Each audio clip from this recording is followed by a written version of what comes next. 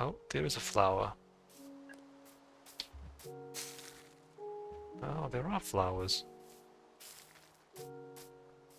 Maybe we just crossed into a different biome or something. Go ahead and stick that there as well.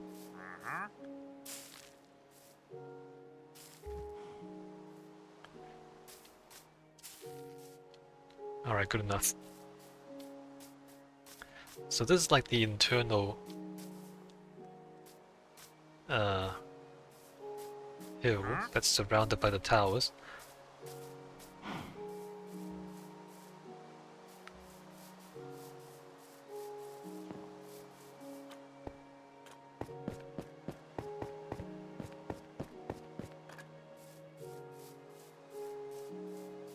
Right, I'm okay with that. There's a bit of a small forest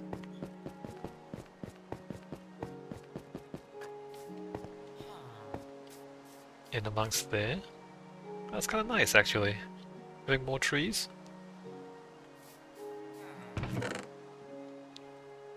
makes the place a little less barren.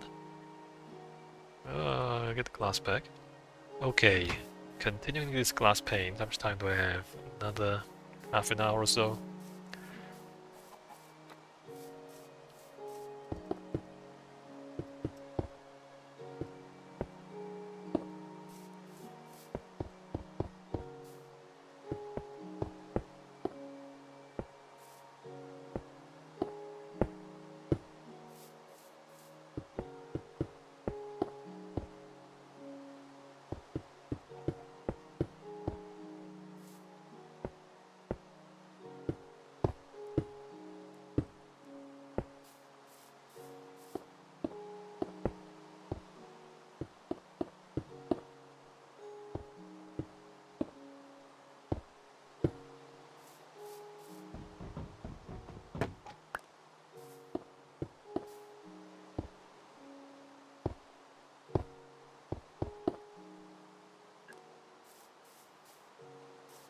And I want more trees on these other towers.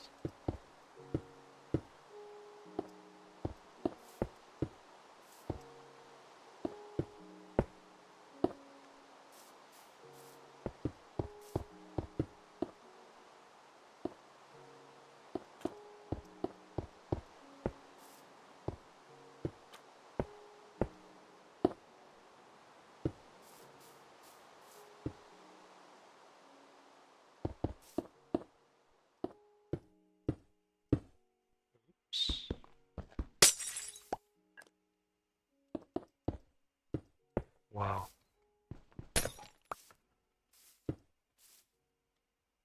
That one. Great.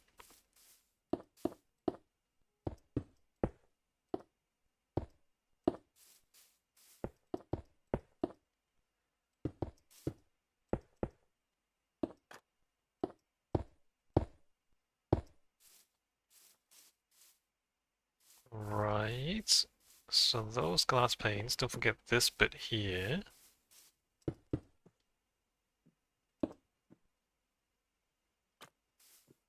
Which...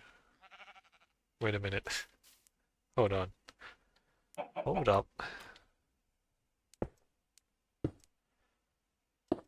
Shouldn't there be a slab there? For consistency?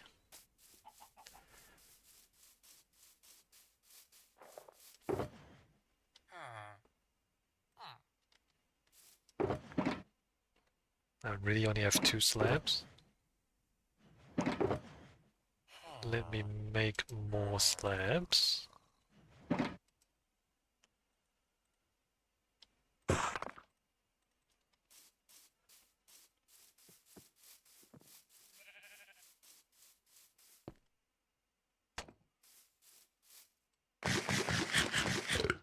Is that right? Is this right? I guess that's right. That would be a block.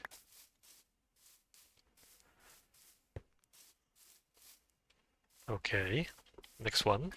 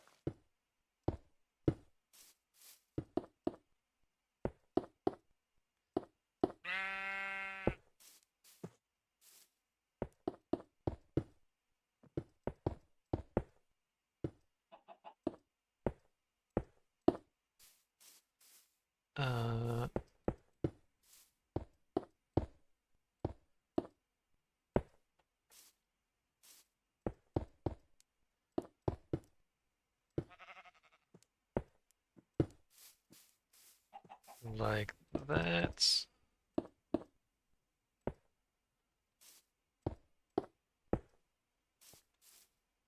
And then, technically speaking, that's a bit strange, but okay. I mean, we're not gonna... Technically, they should be there as well, but we're not gonna do that.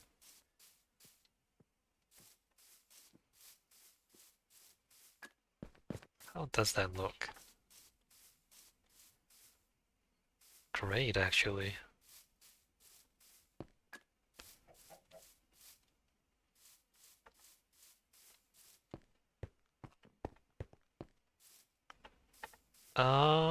This one.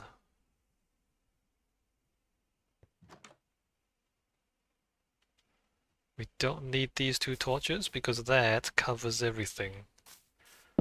Right, remove this one.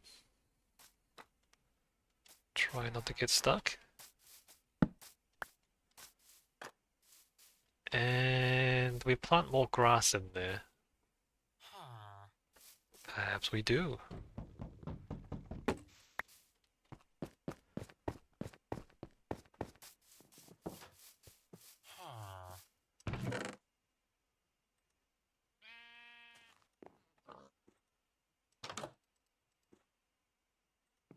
Five is too much. 3.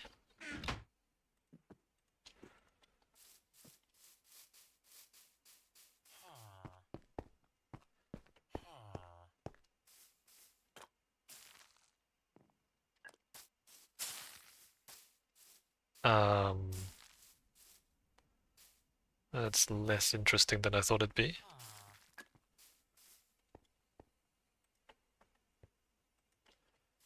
Not that many flowers, huh?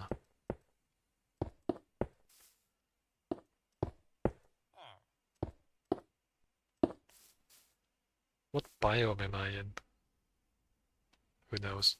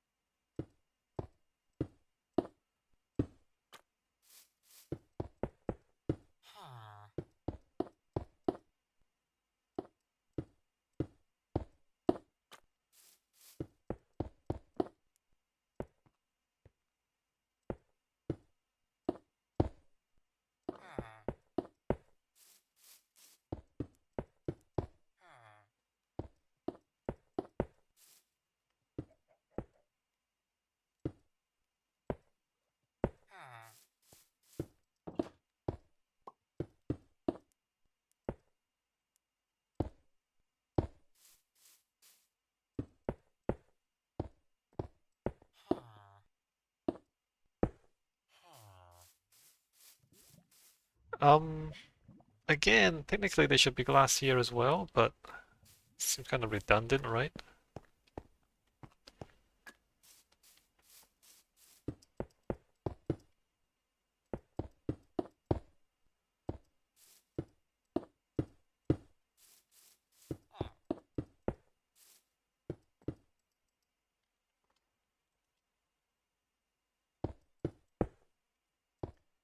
I think it's maybe it's instructive. So I'm building with circles in this North Village project. A lot of the places where the circles intersect, there's non-standard designs. Like there's no good way to have a standard design accommodate intersecting circles. Or if there is, I can't figure it out. Maybe it's because we're making circles out of squares as well. Maybe that's the problem. But sometimes people ask, like, well, why is architecture always square? Like, why are there so many rectangles? Why don't architects do more interesting shapes? It's that when you try to actually fit things into interesting shapes, it's actually really complicated. like squares just work, right? They just, they just tessellate. You just kind of put them next to each other, and they all fit together. And it turns out that once you start using anything except squares, things are very complicated.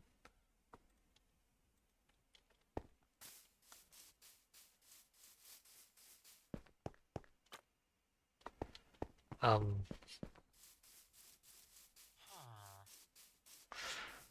the builders of Gothic cathedrals were really like remarkable in the sense that they were not engineers in the modern sense, right? They didn't use math. It was more a craft, right? But their craft was so refined and so developed that they could build like really challenging engineering solutions to build these Gothic cathedrals without really doing much math. And that's like kind of crazy. But what you had at that time was there were like groups of builders, and they all like had so much experience working together and working with geometry that they just knew what to do. And that's extremely unusual. You would have like groups of Gothic cathedral builders travel like from city to city, and like they would just build one cathedral after the other. And each one is different because there's no standardization, right? So no two cathedrals are exactly the same. They just like figured it out as they went. And the fact that you get things like Notre Dame out of this process is actually kind of insane. Extremely amazing.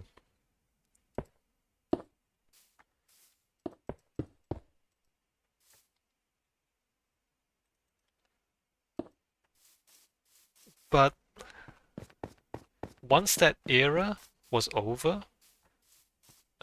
like once people stopped building Gothic cathedrals, and once those people retired, and no one else like continued to learn from them. Like today, if you ask somebody to build a Gothic cathedral, they probably couldn't do it.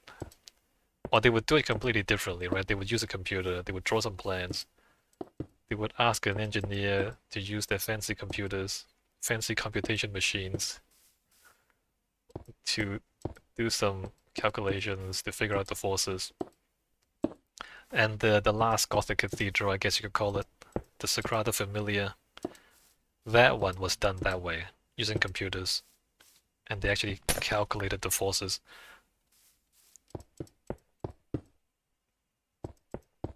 Because there weren't the people left, right? Like the skills that those Gothic cathedral builders had. But that's gone now. And like it would take you generations to get that sort of thing back. To train people to do that again. It would take a long time. And you wouldn't really do it because it wasn't actually a great process, by the way. Because they didn't actually do the math. Sometimes these things would fall down because they pushed it too far, right? For example, in Notre Dame, the front of Notre Dame, they were meant to be two really tall spires. Right, the towers at the front of Notre Dame. At the moment, like now, if you look at Notre Dame, it's just kind of flat towers. But before, they were meant to be like pointed spires, really tall. And the middle too, like and where the cross was, in the middle of the church, there was also another big spire. I think that's gone as well. So there was meant to be like three really tall spires. at Notre Dame, but what happened was they pushed a little bit too far, and those things fell down. The spires fell down. The spires didn't last very long. And after they fell down, they decided not to do it again. And so now the top of the So like Gothic cathedrals are meant to be tall and sharp, right? And Notre Dame is, curiously, more rectangle than sharp. Because the spires are missing. And the spires are missing because, you know, they tried to make Notre Dame the biggest Gothic cathedral ever, which it is. But they pushed it a little too far, and it was structurally not sufficient to hold up those tall spires.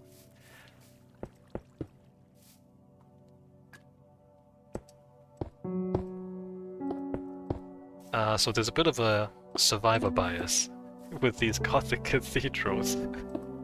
Not all of them actually stayed standing for very long. Some of them just fell down.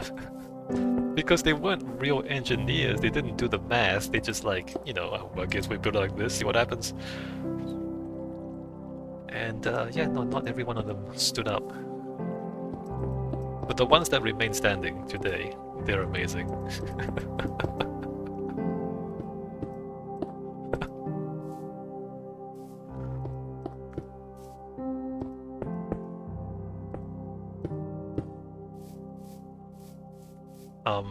Yeah, but those times are definitely over now. The idea that like, architecture as a craft, and you would make like giant monuments as craftsmen, not as engineers, right? Not as mathematicians, but as like people who just improvised. Improvise your way to giant cathedrals.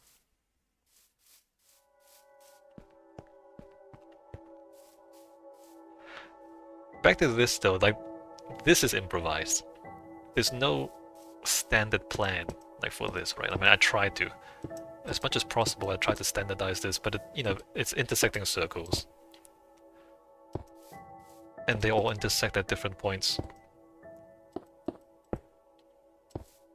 And so a lot of this build was also improvised.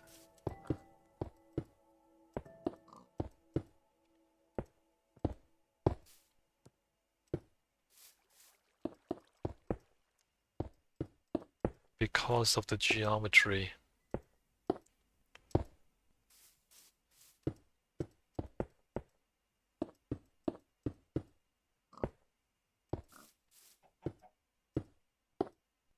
Unlike, for example, like that stuff there, you know, like that's very structured, right?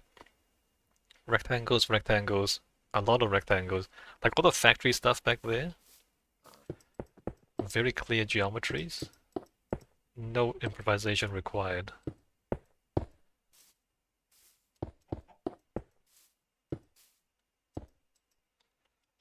But you know, building square things in Minecraft, where everything is square, much easier to understand than building circles out of squares.